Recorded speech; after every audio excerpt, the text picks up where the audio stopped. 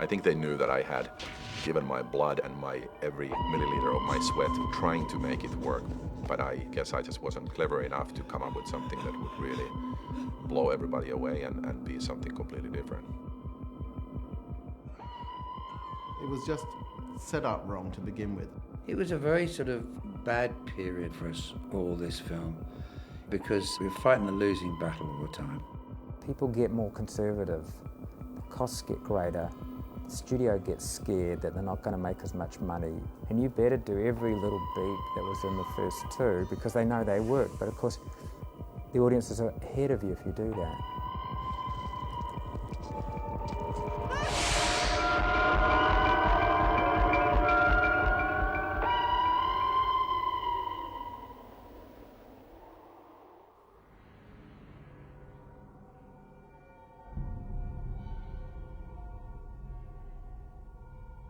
Well, Alien 3, everybody wanted to make the sequel to Alien, kind of except us. We weren't so, we were happy to do it, but we weren't all that enthused. Because we thought, what do you do with this one to make it different? The whole idea you can't do something that's just going to be a reheat of one or two. We knew we wanted to carry the company's duplicity and need for this weapon further. And we wanted to find an environment that was rich and ominous. At first we thought about a scientific way station in space where sort of covert experimentation was going to go on. And subsequently we thought about making it Alcatraz in space. We went through a series of writers and a series, some directors, and we talked to Ridley about doing it. We talked, to, I think, who was Rennie Harlan, was somebody we'd actually hired at one point. When I signed on to do Alien 3, my first principle was that I'm not going to copy Ridley Scott or Jim Cameron. They are fantastic filmmakers, and I felt that if I could bring something new into the series, then it was really worth doing. And it wasn't just a movie that is just a sequel, but it was really a movie on its own, taking all the great heritage from its predecessors.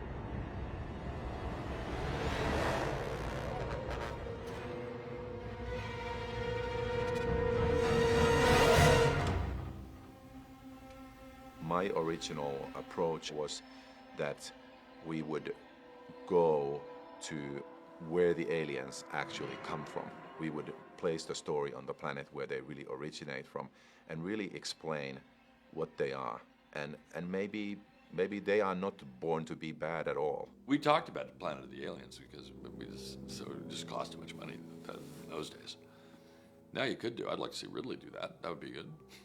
Other concepts that were floating around in those days were also the idea of the aliens coming to Earth.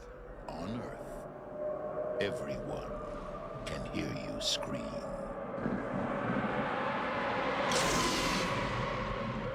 I think the first version that we had was a version that was based on work that Walter Hill and David Giler had done with William Gibson. The next writer after that who was involved was Eric Red, who did The Hitcher, and there was also this concept of a prison ship where the aliens end up. Eric worked on a version of this prison ship, and I wasn't that crazy about that concept because I just wanted to get out there to the planet, and I was afraid that there was just no way around the fact that we are going to end up in a similar kind of an environment with lots of corridors and lots of bulkheads and doorways and the kind of things that we've seen before.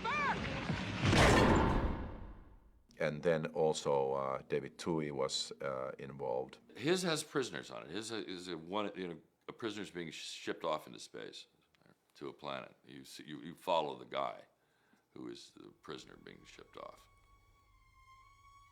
There was also talk about not necessarily having Sigourney Weaver involved in Alien 3. Yes, there was a question of whether she wanted to do a third one.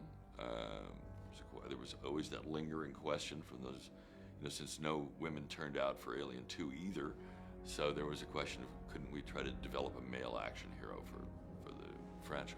So we were going to try to do that. None of this came to pass, of course. First of all, I found out I wasn't going to be in the movie.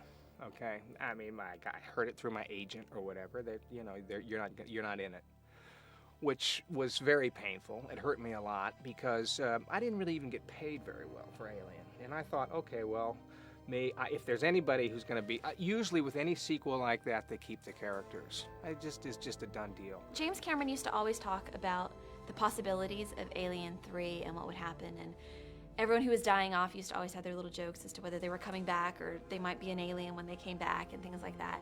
And James Cameron always used to tell us that he always kind of planned on Ripley, Hicks, and Newt going back to Earth and being a family. And throughout the movie, there's different parts where there's a shot of the three of us. And like in MedLab, when the aliens had attacked Sigourney, there's a shot of me giving Sigourney a hug and Hicks right behind her. And that was like, I think, his big family shot. Maybe I saw it more as becoming like a team, like Ripley and Hicks from then on in, and, whether it was Sigourney or whoever, probably rightfully so, did not see it that way. How we began the story was one of the most interesting things. Do we keep the sort of family motif going, or do we?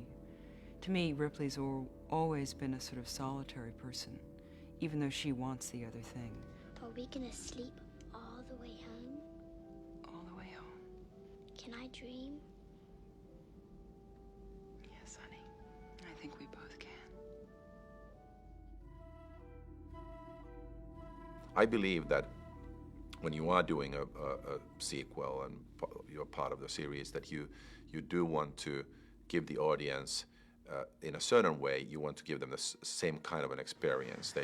They expect to see aliens, and they expect to see the heroine and certain type of situations. So I do believe that you want to give that satisfaction, but at the same time, I do believe that your job is to invent something new and offer the audience something new, because otherwise you're just rehashing what people before you did. So that was always my goal, and ultimately the reason why I had to make the hard decision and go to Walter Hill and say, Walter, I'm really sorry. I think I've been working on this for a year, and we've done illustrations and we've worked on all these storylines, but I really feel like somehow we keep circling the same premise, and for me it's not different enough from what the audience has seen before, and I just can't get excited about the idea of just having more guns and more aliens. There were lots of versions, none of which were particularly successful, we thought. And then we hired Vincent Ward. We saw The Navigator.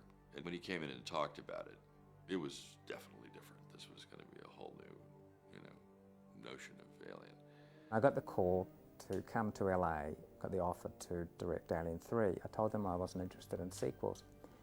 By the third phone call, I thought, well, I might as well give it a shot. I looked at the script they'd sent me.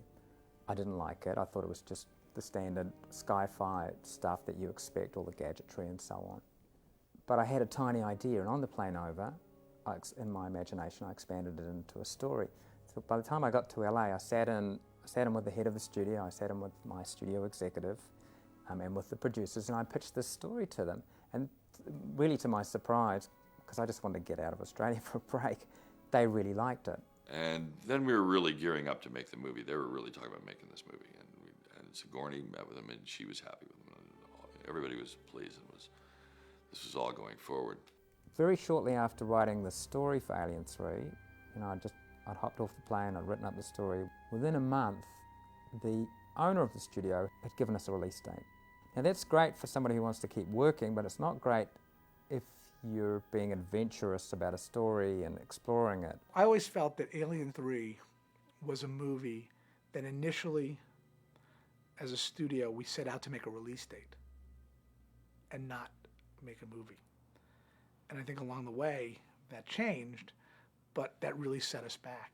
in the meantime, they were over in London and they were drawing up sets, and they were, we'd hired an art director and we were, moving along. My production designer who I'd hired was working away building sets in London.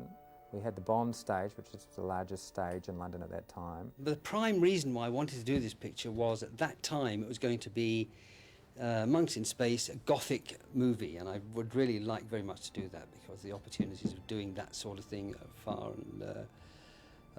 few and far between. I was involved right at the beginning with Vincent Ward, and his concept and visualization of the film was of a wooden planet floating in space, which was peopled by monks. I had the world very strongly in my imagination, a wooden-clad environment with floors and floors, sometimes hundreds of meters high each floor, with each of their different parts of their monastic guilds in each of the floors. We were all wondering how the hell we were going to do it and make it look as fantastic and as great as the previous two. I mean, everyone has a series of visual images. It's like reading a book, isn't it? Certain things pop into your head, certainly. And that's depending upon the director's views. We combine, it's sometimes directors have a clear vision exactly what they want to do. Others don't have very much idea at all. So it's a matter really of, cutting the cloth to suit whoever the individual happens to be, really. And then things happened that brought around changes. Even though I'd had a commitment from everybody that they loved this idea, the idea that I'd had, by the time I was heading over to England and getting close to hiring crew and so on, they said, well, we like 2 out of 3 of your ideas. And I went, yeah, well, we like the bit where the alien, where you're going to scare the bejesus out of people and you're going to have an alien in Sigourney. The bit about the world, well, one producer said, well, couldn't they just be convicts? And I went, And then another producer said, who didn't necessarily agree with the first producer, but they kind of there seemed to be a trade-off going, said, well, why do we need this wooden environment anyway? Why don't we just have it a mining colony? So I went, guys, but we signed off on this. This is what you agreed to. And then, for a while, they backed off on that. And then I got this kind of list of saying, we want the following changes. Meet tomorrow with one of the key senior executives at Fox. I was made to wait outside a door for an hour, like a school kid. And I was in a terrible mood, I have to say, by the time I'd waited for an hour. And I'd seen this list, which was very aggressive. It was, you do, you obey. So I tried to talk my way around it and was completely unsuccessful. It was told, do it or be fired. First I said, you know what, I'd rather be fired. We started out with a director who is a tremendous visualist in his own right. I think one of the great things that both Ridley Scott and James Cameron did on the first 2 Aliens is create dynamic visual worlds, but in an action-packed commercial environment. And I think the first director sort of was going away from that. By this stage, because the original Alien and Aliens had become very successful, it had a different meaning than the first Alien had, which was relatively low budget, relatively unknown star, not too much was at risk. Now everything was at risk. This was the franchise, and this was what was going to keep the studio going, this one film. So they look at me and they go, well, this guy from New Zealand, he's got this kind of wild idea, he's made these independent films. I don't know, do we trust him or not? So there became a lot of cooks involved, in the making of this broth.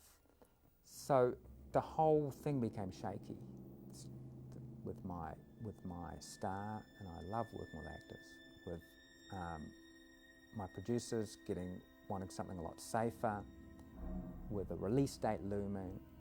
It was like being on a platform and watching all the things crumble below you, and frankly trying to do this dance to kind of keep everything together. The reasons he departed were many and varied. My line producer, who was fantastic, and he warned me one day. He said, your assistant you know, the assistant that the studio organised for you? And I went, yes, tall, beautiful, yes, love her, fantastic. He goes, she's phoning in every night to the studio. And you know, your production designer gets phone calls every night from the studio behind your back. He said, you're aware of this, aren't you? I went, yeah, sure.